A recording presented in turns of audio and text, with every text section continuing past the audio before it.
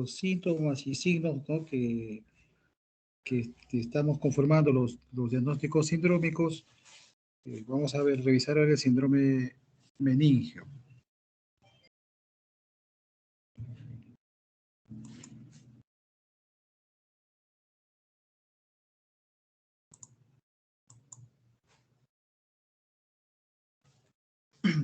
Bueno, como veníamos conversando anteriormente, ¿no? Un síndrome está dado por un conjunto de signos y síntomas. Entonces ahora vamos a hablar del síndrome meningio, ¿no? ¿Qué tiene que ver esto con las meninges, ¿no? Con un proceso irritativo, ¿no? De las meninges, que va a darnos unos síntomas que lo va a percibir el paciente y vamos a encontrar en el examen físico signos, ¿no? Entonces, ¿por qué se caracteriza este cuadro clínico, no? Porque el paciente generalmente refiere y lo trae a la consulta la cefalea, ¿no? Que de cierta característica que vamos a ver ahora, y el paciente presenta rigidez de nuca, ¿no? Eso es lo característico de este síndrome. Y como les decía, va a estar provocado por la inflamación, ¿no? O irritación, ¿no? De las membranas, ¿no? Que envuelven al sistema nervioso, como son pues la dura madre, la aracnoides y la pia madre, que son las meninges, ¿no? Entonces, cualquier proceso, ¿no? Que inflame o irrite nos va a dar esta sintomatología y esta signología característica del síndrome meningio. Entonces, acá un poco de la anatomía, ¿no? Para ubicarse, ¿no? De los tejidos que conforman, ¿no?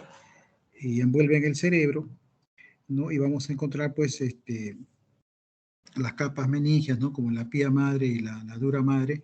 Entonces, en esa zona donde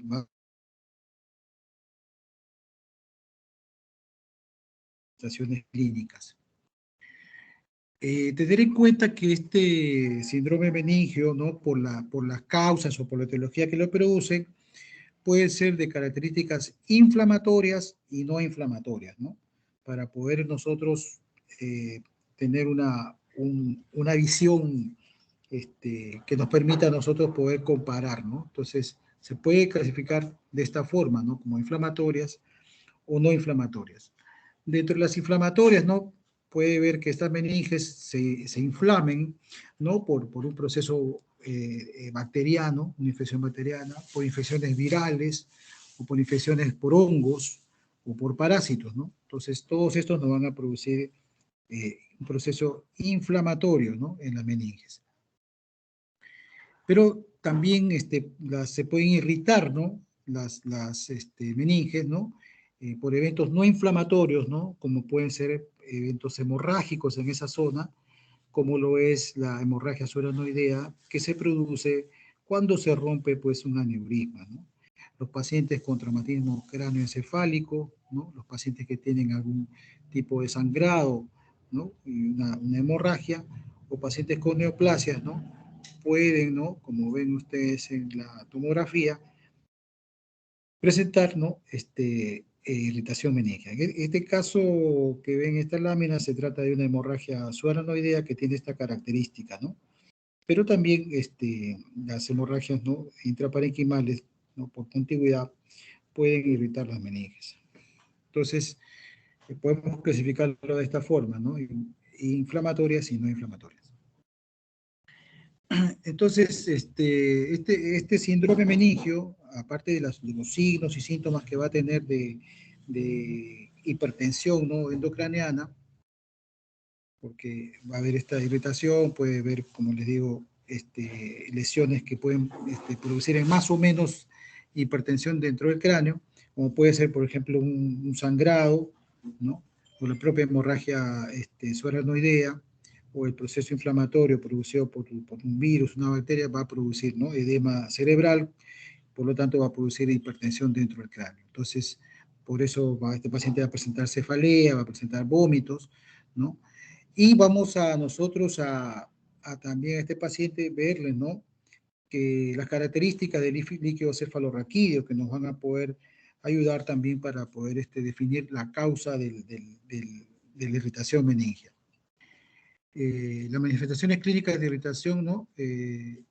Como les decía, se pueden ver en relación al proceso inflamatorio meningio, ¿no? O por la compresión, ¿no? De exudados sobre determinadas estructuras. Entonces, es importante tener los signos y síntomas en relación, ¿no? A la irritación meningia, ¿no? Y ver cómo nos puede ayudar el líquido cefalorraquídeo. Entonces, les decía yo que lo característico de este paciente es que presente cefalea, ¿no? Pero esto es una cefalea, ¿no? Que se le caracteriza como sorda, ¿no? Es una que está presente ahí, pero no todo el momento está casi de la misma consistencia, pero es intensa, ¿no? Y se va a exacerbar, ¿no? Cuando el paciente tose o cuando el paciente mueve la cabeza, ¿no? Por eso es que cuando vamos a examinar vamos a ver una rigidez de los músculos, ¿no? Que adopta el paciente, ¿no? Por esta irritación. Puede haber presencia de vómitos, ¿no? Y fotofobia, ¿no? La fotofobia, ¿no? Es esa reacción que produce la luz, ¿no? Entonces, irrita, ¿no? El paciente puede tener fiebre, ¿no? En el caso de que se trate de una causa, ¿no? Infecciosa. Entonces, la fiebre es un componente que va a estar dependiendo de la etiología de la causa que está produciendo la irritación meningia, ¿no? Entonces, el paciente, ¿no? Una cosa que vamos a ver es que las masas musculares, ¿no? Tanto del cuello como de los miembros inferiores están contracturadas, ¿no? Y eso que vamos a evidenciarlo cuando evaluemos los signos, ¿no? De cómo se evalúa el cuadro meningio. Entonces, aquí vamos a ver, ¿no? Una de las características de este síndrome meningio son las contracturas, ¿no? Que van a afectar pues ciertos grupos musculares, como le estaba diciendo, y que van a dar lugar a algunos signos que vamos a ver en estos pacientes, ¿no? Ya hemos visto síntomas, ahora hay signos. Entonces puede haber un signo de rigidez de nuca, ¿no? Este rigidez de nuca, nosotros al examinar al paciente de cúbito, ¿no?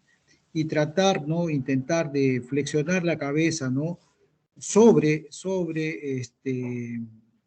el pecho, ¿no? Esto va a ser imposible, ¿no? Entonces pues, no va a poder ejecutar el paciente, ¿no? O si también, por ejemplo, extendemos la cabeza, ¿no? No lo va a poder realizar el paciente, o si lo realiza, se va a quejar de dolor. O igual si intentamos rotar la cabeza, ¿no? Lateralizar. Entonces, ¿por qué? Porque va a haber una contractura de los músculos de la nuca. Y esto se ve con frecuencia, ¿no? En los procesos de meningitis aguda. Entonces, qué otro signo vamos a ver en estos pacientes, ¿no? También la rigidez del raquis, ¿no? Porque los músculos paravertebrales, ¿no? Van a estar contracturados. Entonces el paciente, al tratar, ¿no? de levantarse, ¿no? Se va a mover en bloque, ¿no? Cuando nosotros nos levantamos, pues inclinamos la cabeza, flexionamos la cabeza hacia adelante para poder levantar. Este paciente no adopta esta posición para poder levantarse, ¿no? Y eso en relación, como le digo, a la contractura de los músculos paravertebrales y que nos da el característico signo del trípode, que es este signo que lo ven ustedes en la imagen, ¿no? Que es que el paciente se levanta como rígido, ¿no? Para poder levantarse del decúbito. Esta contractura también se va a evidenciar, ¿no? En los músculos del miembro inferior, ¿no? Específicamente los músculos flexores del desmuslo y la pierna. Entonces van a estar en una flexión, ¿no? Sobre todo cuando el paciente adopta la posición de cúbito lateral, como ven en la figura. Y toma, ¿no? Uno al observarlo, al ver hacer la estoscopía del paciente, lo va a ver en esa posición, con los miembros inferiores, ¿no? Y en decúbito lateral, ¿no? En esa actitud. Entonces se llama actitud de gatillo de fusil, ¿no? hay una flexión tanto de las extremidades superiores e inferiores con una hiperextensión del cuello, ¿no? Entonces, eso es la actitud, ¿no? Que es una cosa que nosotros valoramos el paciente por la endoscopía. Entonces, ¿por qué? ¿Por qué adopta esta posición? Porque de esa forma, ¿no? Un poquito que van a relajar, ¿no? Las meninges y las raíces, evitando pues el dolor, ¿no? Por eso adopta esa posición. Ahora, vamos a ver también, ¿no? Otros signos, ¿no? Como son el signo de Kerning, ¿no? Que se puede lograr, ¿no? Como ven acá en la imagen a la derecha de ustedes, ¿no? Se levanta el miembro inferior, ¿no? En un ángulo de 90 grados y ahí se trata de hiperextender, ¿no? Y al hacer eso, el paciente va a presentar dolor en el muslo y no va a poder realizar el movimiento, ¿no? O también nosotros podemos tratar de levantar al paciente, ¿no? Y van a ver ustedes que se van a flexionar las rodillas. Entonces ese es el signo de Kerning. También podemos nosotros eh, ver otros signos, ¿no? Que es el signo de Brusinski, ¿no? En este caso, el paciente en decúbito completo, tratamos de levantar, ¿no? la cabeza, y al tratar de levantar la cabeza, el paciente va a flexionar las rodillas, ¿no? Entonces, quiere decir que es positivo este signo, ¿no? Por lo tanto, es un signo que hay un cuadro de rigidez de nuca, ¿no? Probablemente un síndrome meningio. Y como ven en la figura de la derecha también podemos nosotros este signo valorarlo de otra forma a través, ¿no? de flexionar la rodilla de esa forma con la pierna contra el muslo y van a ver que ustedes que la pierna del otro lado, ¿no? trata a flexionar. Entonces, cuando encontramos estos signos, nosotros, la sospecha, ¿no? De rigidez de un signo de meningio está presente, ¿no? Pueden ver otros signos clínicos que podemos evidenciar, ¿no? En la parte motora, ¿no? Que pueden ir en relación, ¿no? a que el paciente pueda presentar, ¿no? Convulsiones, ¿no? O déficit de miembros inferiores o superiores. También va a haber problemas oculares, ¿no? Como oftalmoplejías, o sea, el paciente va a presentar, como ven acá en la lámina, una caída del párpado. Una caída del párpado, que es una ptosis, ¿no? O el paciente puede tener estrabismo, o sea, un ojo mira en una dirección y el otro en otra dirección. O puede el paciente presentar, ¿qué cosa? Pupilas dilatadas, ¿no? Midriáticas. Y podemos también, si buscamos el nistagmo, ¿no? Que es cuando nosotros pedimos al paciente que se tome la cabeza en una posición y con un objeto, con el dedo, vamos a hacer que desviar la mirada hacia la parte izquierda, derecha, arriba, abajo, y si es que el ojo no trata de seguir, ¿no? Como el ojo, cuando ustedes la llevan la dirección, por ejemplo, del dedo, un lapicero, hacia la parte, en este caso, el ojo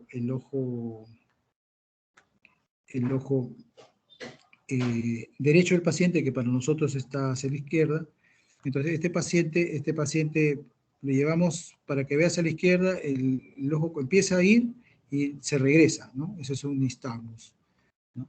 O podemos llevar nosotros hacia arriba, ¿no? Mire hacia arriba, el paciente comienza el inicio de llevar y se regresa, ¿no? Entonces se llama nistagmus. Entonces, eso nos indica, ¿no? que hay un problema, ¿no? Vestibular o cerebeloso. Entonces, dependiendo de las características de este nistagmo, vamos a ver que en la parte periférica va a haber en todos los sentidos, ¿no? Horizontal, vertical, va a haber que lo va a diferenciar de la parte central, que básicamente es en un solo sentido. Entonces, estas cosas también podemos evidenciar en el paciente que tiene síndrome meningio. El paciente, por supuesto, que va a tener también un estado de confusión, ¿no? Puede haber alteraciones del sensorio, ¿no? Presentar alucinaciones el paciente, ¿no? y poder problemas también vegetativos, ¿no? Como el paciente va a tener aumento de la temperatura, hipertermia, o puede tener una respiración irregular, ¿no? Como la respiración de Cheyne-Stokes, ¿no? Es una respiración rápida, como pueden ver acá, ¿no? Una respiración rápida con una pausa, ¿no? Y vuelta al paciente. Entonces, también estos signos podemos evidenciar en el paciente en relación a un cuadro de, de compromiso meningio. El diagnóstico, ¿cómo hacemos el diagnóstico? Entonces, si el paciente nos informa de síntomas, ¿no? Y nosotros vemos signos, entonces el diagnóstico de sospecha siempre es clínica, ¿no? Siempre es clínica. Cefalea, vómitos, el paciente presenta irritación meningia por los signos que hemos visto, buscamos esos signos, ¿no? Mediante los exámenes de Kell, Brusich, rigidez de nuca, entonces es clínico, ¿no? La sospecha de un cuadro de meningismo. Y vamos a hacer estudios complementarios en relación a la etiología, ¿no? Por ejemplo, vamos a ver después dos casitos clínicos para poderlo diferenciar, ¿no? Entonces, pues, en algunos pacientes vamos a tener que hacerle punción lumbar para extraer el líquido cefalorraquídeo, ¿no? Y poder mandarlo al laboratorio para que nos digan las probables causas de tipo, ¿qué cosa? Inflamatorio, y en otros casos, ¿no? De acuerdo a la anamnesis, a la presentación del cuadro, va a ser útil solamente tomarle un examen neuroradiológico como puede ser una tomografía, ¿no? Y en la tomografía podemos hallar, como ustedes ven acá, ¿no? Un sangrado, ¿no? Un sangrado, en este caso es una hemorragia subaracnoidea, ¿no? Que nos puede producir el síndrome meningio. Entonces, el diagnóstico siempre es clínico, hay que hacer una buena anamnesis, examinar bien al paciente y vamos a diferenciar, ¿no? Si es de causa inflamatoria o no, para poder nosotros orientar los exámenes auxiliares que vamos a solicitar. Si es de causa infecciosa, vamos a hacer una punción lumbar, ¿no? Como ven en la figura, ¿no? Van a extraer el líquido cefalorraquídeo, ¿no? Y lo van a enviar al laboratorio. Pero ya nosotros podemos, cuando estamos haciendo la punción lumbar y apreciamos, ¿no? El líquido que vamos a extraer, podemos ver las características, ¿no? Si es un líquido muy clarito, ¿no? Como cristal de roca, se llama un agua clarita, ¿no? Ese es un líquido normal, pero nosotros al hacer la punción, si encontramos un líquido amarillento, espeso, ya te dice, ¿no? Que este paciente puede tener un proceso, hay una alteración de las características del líquido cefalorraquídeo, que de repente si lo llevamos al laboratorio a analizar, ¿no? Las diferentes estudios que se puede hacer líquido cefalorraquídeo, va a estar patológico, ¿ya? Entonces, este procedimiento, ¿no? Cuando hay la sospecha, ¿no? De un paciente que pueda tener un síndrome meningio por un proceso infeccioso, inflamatorio, ¿no? Entonces, ¿qué características tiene este líquido cefalorraquídeo, ¿no? Ya yo les decía algo ya en la lámina anterior, que el aspecto, que vemos nosotros el aspecto, ya podemos nosotros pensar qué puede estar pasando en este paciente, ¿no? Normalmente, como les decía, es un líquido claro, limpio, incoloro, ¿no? Que se le compara, ¿no? Como el agua que está en un cristal de roca. Y que no coagula ni precipita, ¿no? Pero, siempre hay un pero, ¿no? Es que tiene que hacer usted la introducción, ¿no? Correcta, ¿no? De la toma de muestra. Muchas veces nosotros, hasta el más experto le pasa que tiene que punzar más de una vez, entonces ya cuando van a ustedes al líquido cefalorraquídeo va a haber sangre, ¿no? Dentro del líquido cefalorraquídeo porque es parte del procedimiento, ¿no? Lo ideal es fijar bien la zona para poder hacer una buena punción y evitar pues que ese líquido cefalorraquídeo, ¿no? Se le adhiera sangre, ¿no? Si es así, de repente, cuando uno extrae la muestra, dejarlo que algunas gotitas caigan, ¿no? Y esperar que salga un líquido más clarito, ¿no? Entonces, de esa forma van a tomar ustedes una mejor muestra, ¿ya? Ahora, si es que caso ustedes esperan unas gotas y sigue las mismas características, tienen que tomarlo porque de repente esa sí es la característica del líquido, ¿no? Entonces, es importante esto para cuando puedan hacer la punción lumbar y extraer su muestra. Entonces, lo normal es que sea un líquido de estas características, ¿no? En cambio, por ejemplo, en algunas enfermedades infecciosas, ¿no? El caso de las meningitis, que es la causa inflamatoria más frecuente, el líquido de las características que ustedes van a ver va a ser un líquido turbio, opalescente o incluso purulento o lechoso, ¿no? Ya eso de apenas ustedes sacan,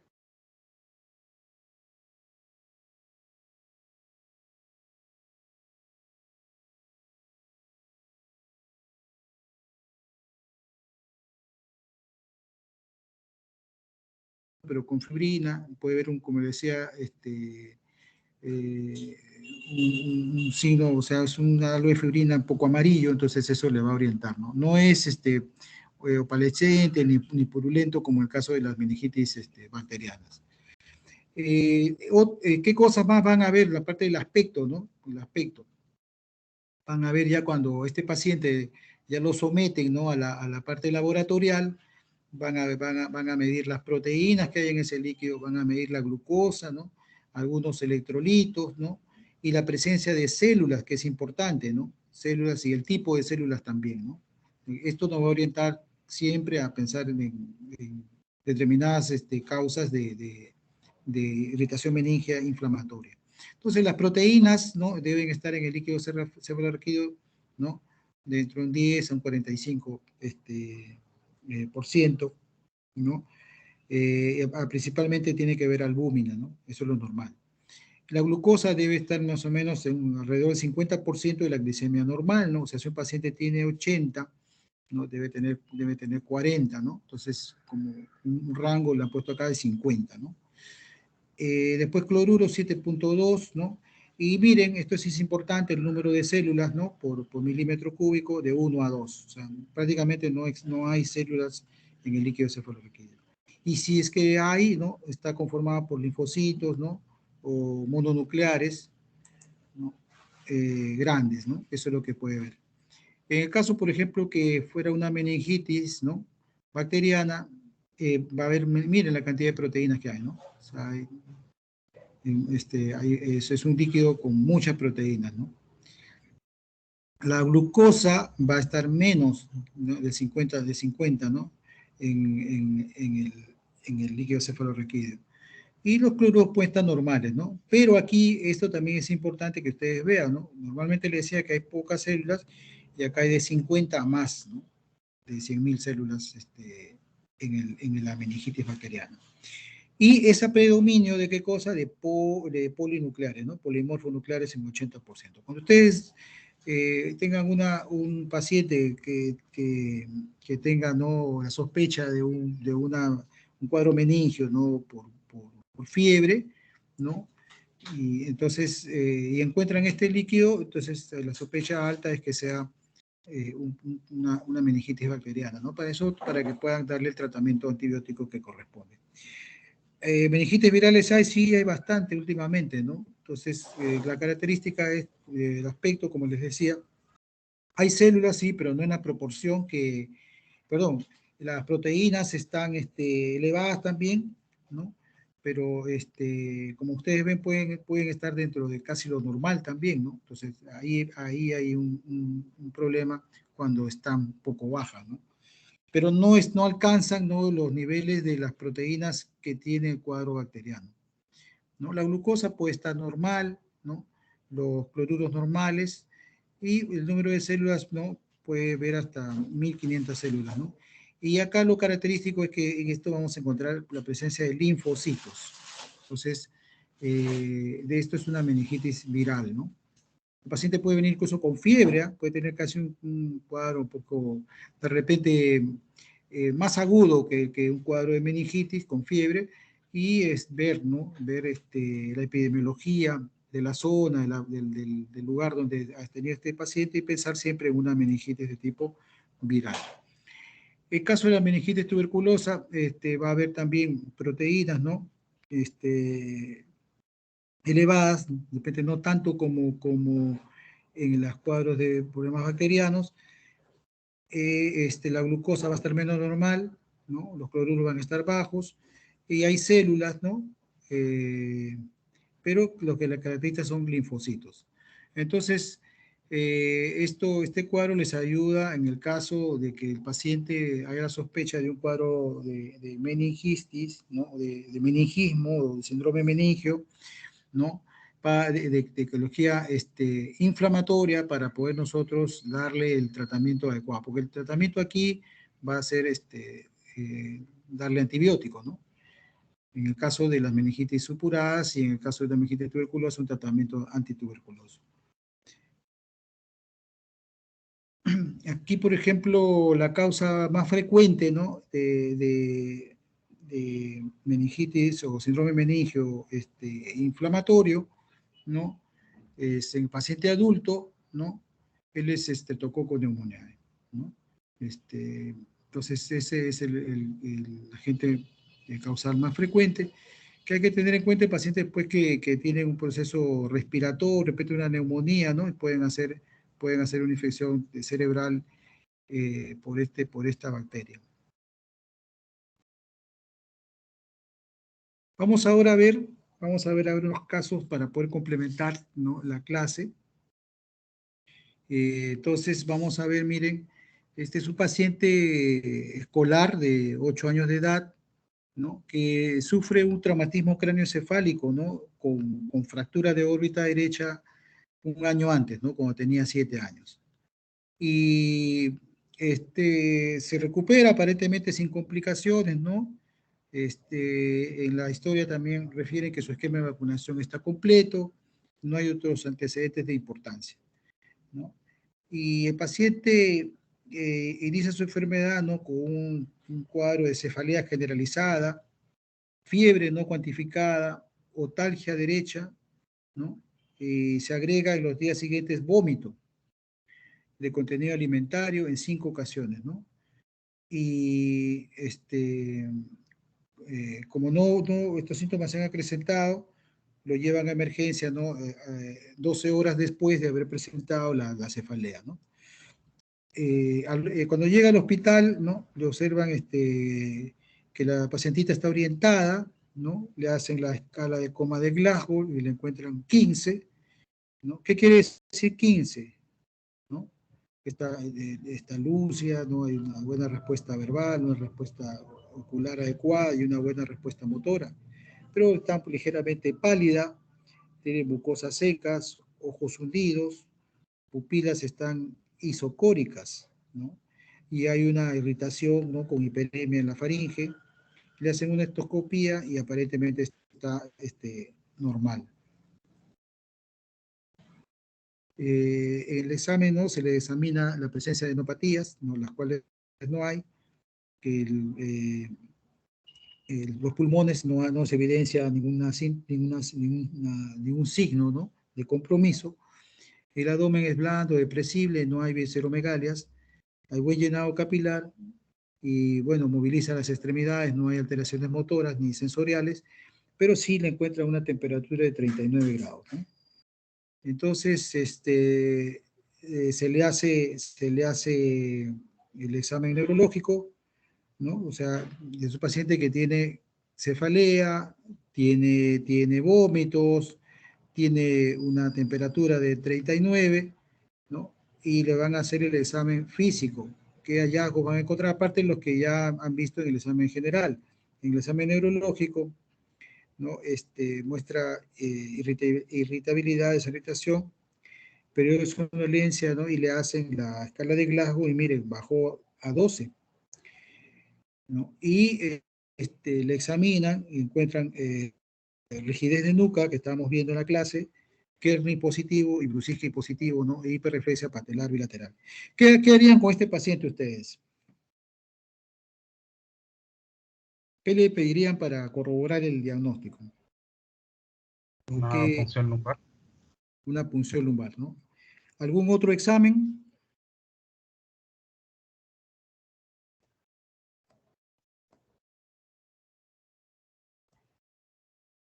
¿Algún otro examen le pedirían? Bueno, yo creo que en este caso, el paciente pues tiene fiebre, cefalea, todo. ¿En qué están pensando? ¿En qué están pensando? Que tiene un síndrome meningio, ¿no? ¿De qué tipo? Bacteriana. Inflamatorio, ¿no? Inflamatorio, en este caso podría ser una bacteria, aunque podría ser un virus también, ¿no? Entonces, ¿cómo vamos a determinar eso? Haciéndole una punción lumbar, aparte de los exámenes de rutina que le van a pedir, pues le van a pedir un hemograma, depende de su proteína C reactiva, electrolitos, ¿no? Pero para nosotros, demostrar, ¿no?, que este paciente tiene un síndrome meningio, ¿no? O sea, tiene una irritación meningia, que le está produciendo esta sintomatología, vamos a nosotros ver, y probablemente es infeccioso, ¿no?, por la fiebre, le vamos a hacer una punción lumbar y estudiar el líquido cefalorraquídeo. Entonces, ¿qué es lo que sale? ¿No? Le hace su tinción GRAN, su citoquímico y cultivo, que es lo que usualmente se suele hacer con todos los líquidos corporales que estudiamos, ¿no? Llámese, en este caso, el líquido cefalorraquídeo, pues puede ser líquido pleural, de la rodilla, etcétera, ¿no? Se les hace su GRAN, citoquímico y cultivo. Entonces, miren, el líquido cefalorraquídeo de aspecto turbio, dice, ¿no? Turbio, ¿no? Presenta proteínas no cuantificadas, ¿no? O sea, si no cuantificadas, hay que tomarlo bien esto, ¿no? Si no se cuantifica, porque puede haber bastante, ¿no? Bastante. Glucosa 65, dice, ¿no? Con una glicemia de 124, ¿no? Y le encuentran células 3110 a predominio de neutrófilos 100%. ¿Los neutrófilos son qué cosa? ¿Qué son? ¿Qué son los neutrófilos? Polimorfonucleares. Polimorfonucleares, ¿no? Entonces, acuérdense del cuadrito que les expliqué antes. Entonces, la glucosa tiene que, dice que ser, ¿no? Eh, la mitad, ¿no? El 50% del total, ¿no? 124. Daban como un rango 50, ¿no? Entonces, está un poquito elevado, ¿no? Hay proteínas, hay polimorfonucleares, ¿no? Y con esto nomás, a veces nos dan estos datos primarios, ¿no? Y si hay proteínas, si hay células, hay polimorfonucleares, pensaríamos en un proceso infeccioso de qué tipo, viral o bacteriano.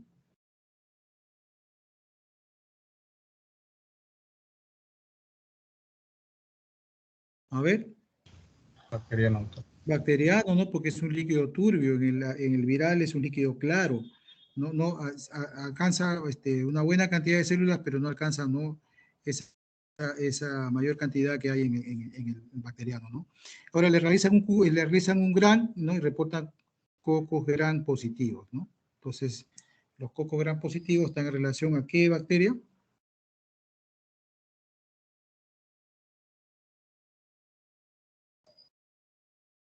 A los más estreptococos, ¿no? Entonces, entonces eso van a verlo acá, ¿no? Lo que le estaba comentando, ¿no? Estreptococcus pneumoniae. Entonces, es el agente causal más frecuente, ¿no?, de procesos inflamatorios. Entonces, este paciente, ¿no?, le hacen su cultivo, ¿no?, sin reportarse algún crecimiento, ¿no? Entonces, esto a veces también hay que tener cuidado, ¿no? La muestra, todo, para que pueda el cultivo ser procesado de la mejor manera, ¿no? Y ver los días de crecimiento, ¿no? Por lo menos en 4 días crecen, ¿no? Recién. Bueno, entonces, por la edad del niño, ¿no? Y por las características, ¿no?, del líquido cefalorraquídeo, este paciente probablemente, ¿no?, muy probable, es que tenga meningitis bacteriana, ¿no? Y pues probablemente sea, ¿no?, se tocó con neumonía. ¿Qué van a hacer con este paciente? ¿El manejo cuál será? Darle, pues, cobertura antibiótica, ¿no? Con medicamentos, pues, que puedan llegar y pasar la barrera hematoencefálica, ¿no? Y a las dosis que requiere, ¿no? Entonces, este caso es un caso de un síndrome meningio, ¿no?, por un cuadro de tipo inflamatorio. Ahora vamos a ver el siguiente caso. Esta es una paciente mujer de 52 años, ¿no? Con antecedentes de hipertensión arterial.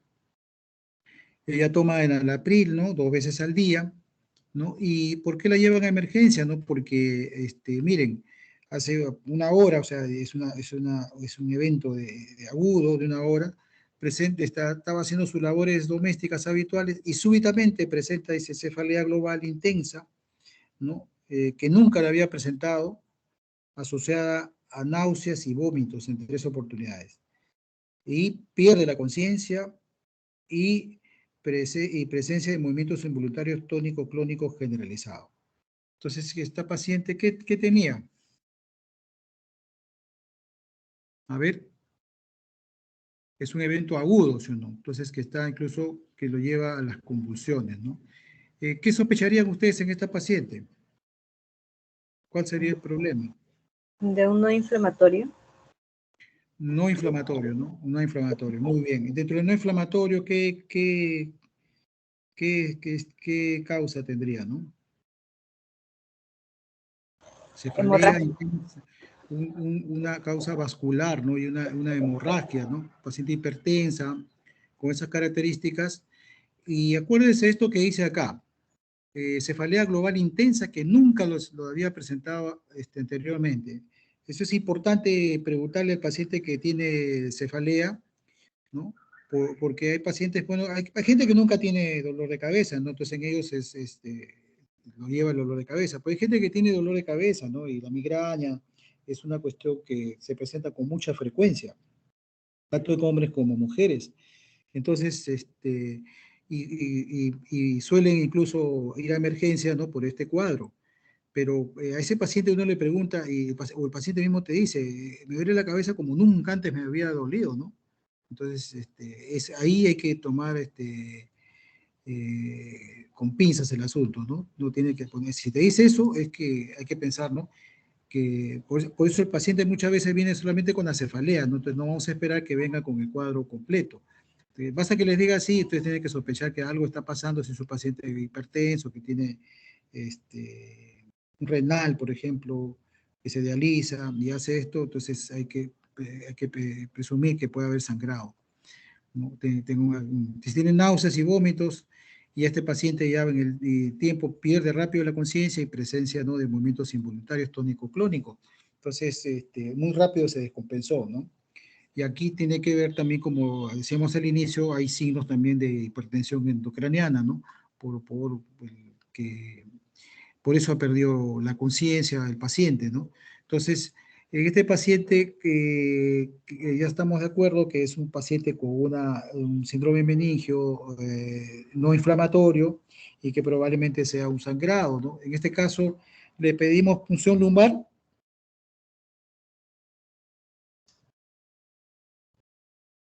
¿Qué exámenes nos va a ayudar? No me parece, podría ser una tomografía, una resonancia. Claro, tenemos que hacer estudios de imágenes, ¿no? Porque la punción lumbar no nos va a ayudar e incluso hay contraindicaciones para hacer punción lumbar en estos pacientes, ¿no? Entonces, lo primero que tenemos que hacer es que el paciente, hacerle una tomografía, ¿no? La tomografía es más asequible que la resonancia, ¿no? La resonancia implica que el paciente tenga que, primeramente, el tiempo de que dure el examen es de 40 horas, ¿no? Y para nosotros diagnosticar tomográficamente que vea sangrado, nos ayuda enormemente la tomografía, ¿no? Ya la resonancia es para ciertos casos que uno quiere buscar isquemias que no se ven con la tomografía. Entonces, para buscar sangrado, basta hacerle y nos ayuda un montón la tomografía, ¿no? Pues vamos a ver. Entonces, esta paciente ingresó a emergencia somnolienta, con respiración espontánea, con resto de vómitos en la ropa, y progresivamente recupera la conciencia y refiere cefalea, ¿no? Además, no recordar cómo llegó al hospital y refiere molestias por la luz. ¿Qué cosa es eso de molestias por la luz? ¿Qué tenía la paciente? Aura. No, molestias por la luz. ¿Cómo se Fotofobia. llama eso? Fotofobia. Fotofobia. Fotofobia. Tenía fotofobia, ¿no? El examen físico está despierta, quejumbrosa, con presencia de moderada rigidez de nuca, tiene signo de Kerning positivo, ¿no? Leve anisocoria y leve hemiparesia derecha, ¿no? Entonces, entonces se le considera no realizar una tomografía como ustedes habían planteado y en se evidencia hemorragia sueranoidea. Entonces, con estos ejemplos, ¿no? De casos que se han presentado, que son de la vida real, uno puede ver, ¿no?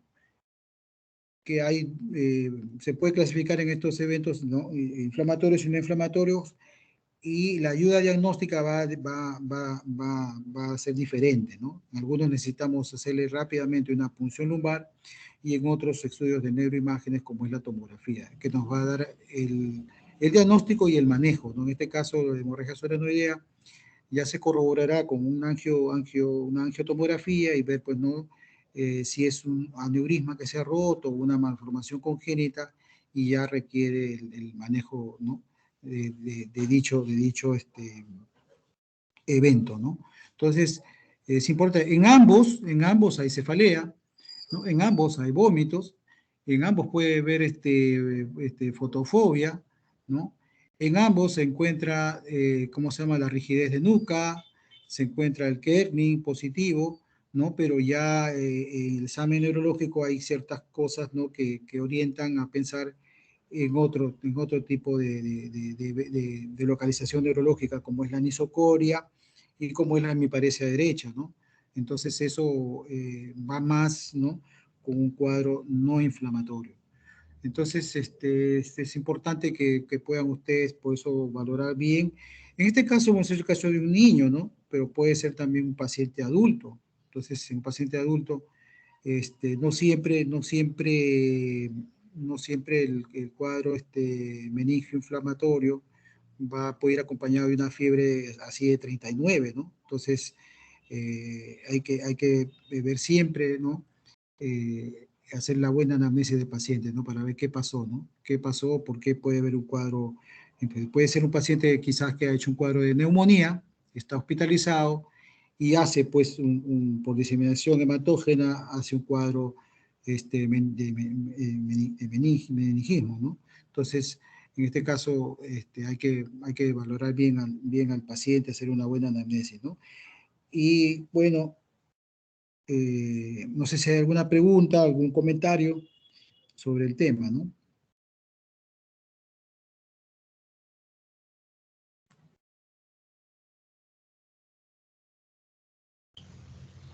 Doctor, una pregunta, pero no se relaciona tanto así con el tema, pero es una duda que tengo de que ¿por qué el exceso de vitamina A causa hipertensión craneana, creo, ¿no?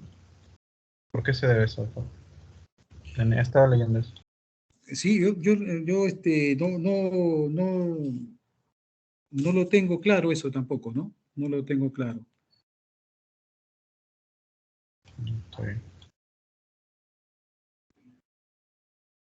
¿Alguna otra pregunta?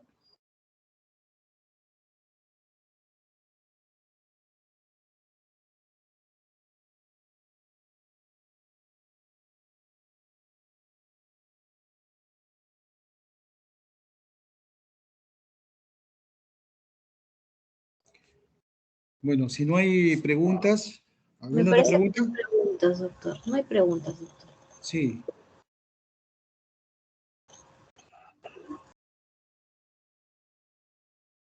Doctor, disculpe, Sí, ¿me puede dejar las clases? sí, se las voy a dejar. Ah, ok, doctor, muchas gracias. ¿Por el WhatsApp o si